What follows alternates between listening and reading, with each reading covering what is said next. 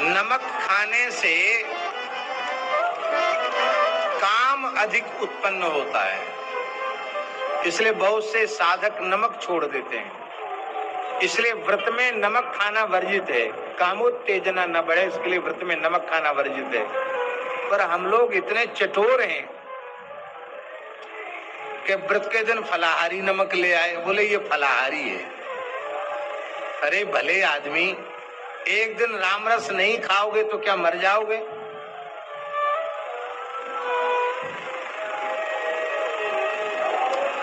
जैसे तैसे महीने में 2 एकादशी आती है। उन एकादशियों को हम लोगों की हालत ये होती है कि 15 दिन पहले से विचार बनाते हैं। राजगिरे का हलवा, सिंघाड़े का हलवा, कूटू की पूड़ी, समा की खीर, मखाने की खीर। अरे भाई, जब यही तुमको खाना है, रोटी खीर पुआ ही खाना है, तो काहे को एकादशी का स्वांग रच रहे हो? एकादशी एकादशी के जैसी होनी चाहिए।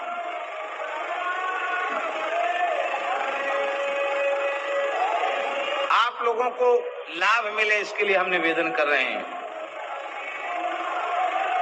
निर्जल एकादशी जो गई है उस पर हम ऋषिकेश में थे, तो हमने अपने साथ रहने वालों को कहा कि सब निर्जल व्रत करो, गंगा जी का तट है। तो साथ वाले संतों ने कहा ठीक है करेंगे। फिर हमारे मन में आया, पर उपदेश कुशल बहु तेरे, सबको बोले निर्जल व्रत करो और हम फलाहार खाएंगे तो ये तो बड़ी ठीक नहीं, अच्छा नहीं।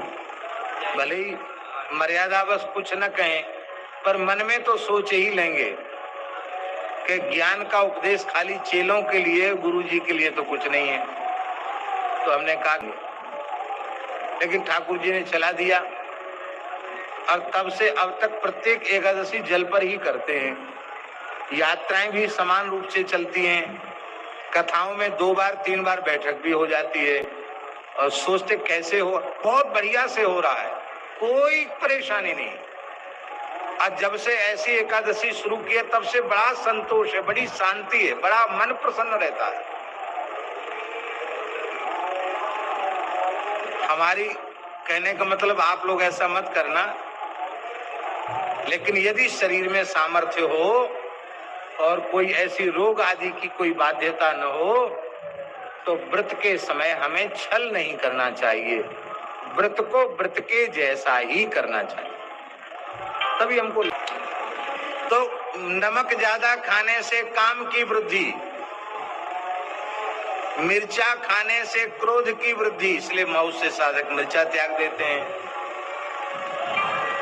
और सुन लीजिए,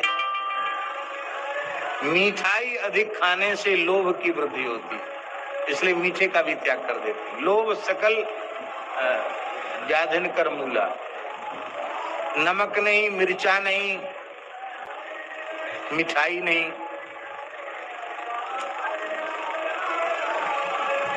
और ये रबड़ी, मलाई, खोवा, ये दूध की चीजें अधिक खाने से, मिठाई आदि दूध की बनी हुई, एक दूध घर का मिष्ठान होता ना, वो खाने से मोह अधिक बढ़ता है।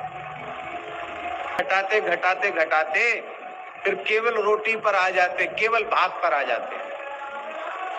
फिर उससे उनको साधना में बहुत उन्नति प्राप्त होती है। हमारे वृंदावन में एक महापुरुष हैं, मलुक पीठ में ही विराजते हैं, गौशाला में।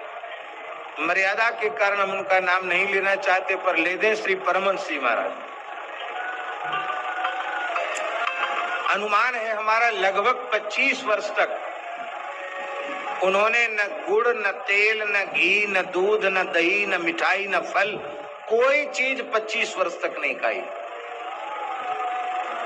सुगमना जी से जल ले आते, जल को थोड़ा गर्म कर लेते, छान लेते और पंगत में बैठते, सुदामा कुटी की पंगत में, और वहां बैठ करके फुलका और जल में, जमुना जी के जल में भेजा। कुटी में भंडारे चलते, गुलाब जामुन, रबड़ी, मालपुआ, मोहन थार, ये सब बनते। उस दिन भी पंगत में ही बैठ के पाते।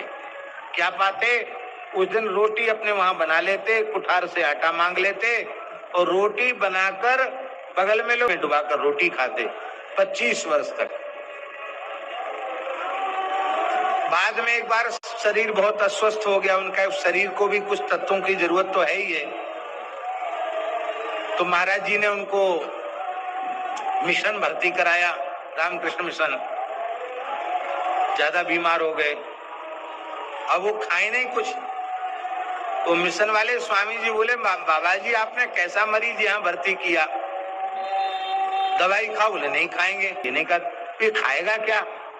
वो खाएगा नहीं तो दवाई कैसे खाएगा? ये दवाई भी नहीं खाता है, क्या करें महाराज?